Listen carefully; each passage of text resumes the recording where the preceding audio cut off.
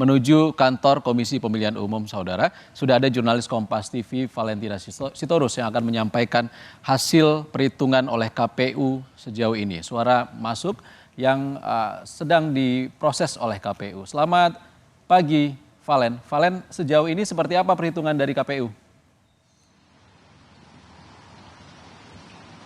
Iya, selamat pagi Ihsan. Jadi kalau saya melihat perkembangannya dari pemilu 2024.kpu.go.id, ini sampai dengan pukul 9.00 waktu Indonesia Barat baru ada 41,01%. Artinya progres daripada penghitungan jumlah suara yang masuk dari 823.236 TPS tempat pemungutan suara ini baru 337.602 diantaranya yang baru masuk dalam perhitungan real time. Nah, dalam jumlah suara yang sudah masuk itu, kami hitung ada 22,3 juta surat suara yang masuk dengan hasil sementara untuk paslon Anies Muhaimin ini mendapatkan suara sebesar 5.459.000 atau sekitar 24,55%. Kemudian untuk paslon Prabowo dan juga Gibran ini mendapatkan perolehan suara 12.476 atau sama dengan 56,11%, dan pasangan calon Ganjar Mahfud ini mendapatkan suara sebesar 5.459 atau dalam hal ini adalah 24,55%. Sampai sekarang perhitungan jumlah surat suara yang masuk ini masih dilakukan oleh petugas pemilihan suara secara bertahap begitu ya, artinya dari tingkat desa, kelurahan, kemudian ke kabupaten kota, kemudian nanti juga akan berjenjang ke provinsi dan akhirnya terhitung secara nasional melalui rekapitulasi.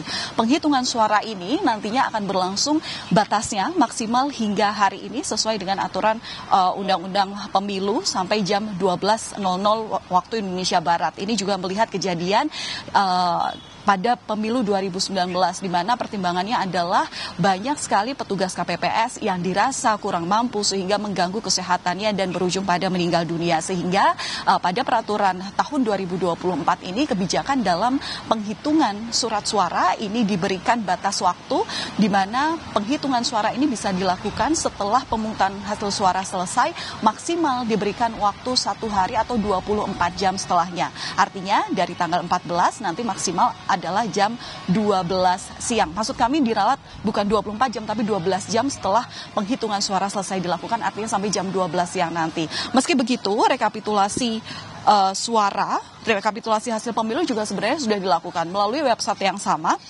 Hingga hari ini meskipun tadi jumlah suara yang masuk sudah terhitung ada 22,3 juta suara, tapi untuk rekapitulasi suara sendiri baru terekap sebesar 9,8 juta suara. Sekali lagi karena ini prosesnya berjenjang, jadi memang masih perlu dilakukan, tahapannya masih panjang. Karena nanti dari hasil resmi KPU sendiri akan dirilis pada tanggal 20 Maret 2024 ataupun bisa lebih cepat tergantung bagaimana proses penghitungan yang sudah dilakukan.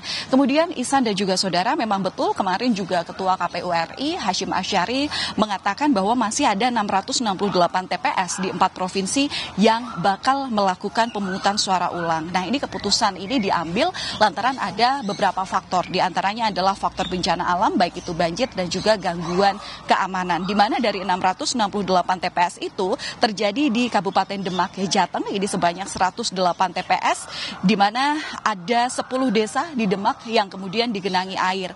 Kemudian di Kota Batam, Kepulauan Riau ini ada 8 TPS yang dinyatakan kurangnya surat suara sehingga tidak bisa dilakukan pemilu atau pemungutan suara tanggal 14 Februari 2024 kemarin begitu. Kemudian di Kabupaten Paniai, Papua Tengah ada 92 TPS, Kabupaten Puncak Jaya ada 456 TPS, kemudian juga Kabupaten Jayawijaya Papua Pegunungan ada 4 TPS, di mana di wilayah Papua ini ada gangguan keamanan sehingga pemilu ini harus dilakukan secara susulan atau dilakukan secara ulang.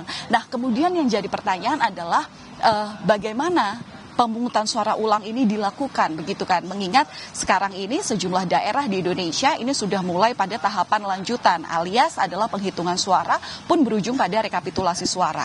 Kalau mengacu pada aturan PKPU nomor 3 2019, rekomendasi dari Panitia Pengawas Pemilu untuk pemungutan suara ulang ini dilakukan paling lama adalah 10 hari pasca pemungutan suara dilakukan. Artinya kalau misalnya pemungutan suara ini dilakukan pada 14 Februari kemarin, berarti paling lambat pemungutan suara ulang ini harusnya bisa dilakukan pada 24 Februari 2024. Tapi kemarin ketika saya tanyakan ke KPU seperti apa, apakah benar ini akan dilakukan sesuai dengan aturan yang terjadi, namun KPU mengklaim bahwa sampai saat ini follow up juga sudah dilakukan ke petugas KPU di daerah dan memang belum bisa dilakukan kepastian tanggal, belum bisa dipastikan kapan kira-kira pemungutan suara ini dilakukan, mengingat masih ada pemantauan yang dilakukan secara dinamis di lokasi tempat pemungutan suara itu yang dinilai memungkinkan atau tidakkah pemungutan suara ini segera dapat dilakukan. Sementara begitu, Ihsan.